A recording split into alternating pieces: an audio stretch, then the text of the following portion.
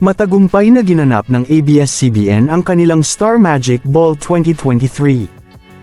Welcome back sa aking YouTube channel.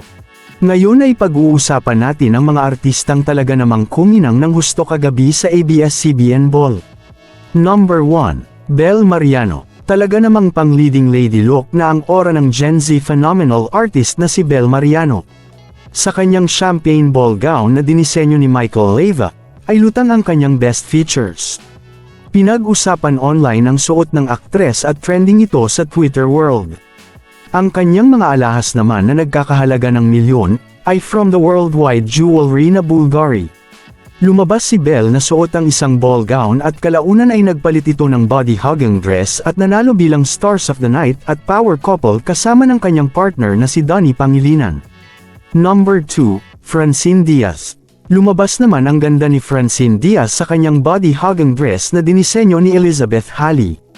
Gold ang tema ng kanyang inspired look, at bagay na bagay sa kanya ang kanyang hair with bangs. Number 3, Catherine Bernardo. Hindi na nga makakailang very matured na at sexy ang image ngayon ni Catherine Bernardo. Daring ang kanyang look for tonight, at ang kanyang suot ay dinisenyo ng sikat na designer na si Mark Baumgartner. Number 4, Andrea Brillantes. Fresh from the Fashion Week, ay dumiretso si Andrea Brillantes sa Star Magic Ball. Suot nito ang sexy red dress at kita naman ang sexiness ng aktres sa nasabing event. Ang nagdisenyo ng kanyang gown ay walang iba kundi si Michael Leyva. Number 5, Kim Chiu. Hindi naman nagpahuli si Kim Chiu ang kanyang mga tagahanga, nang lumabas ito, suot ang gown ng sikat na designer na si Francis Lib Iran.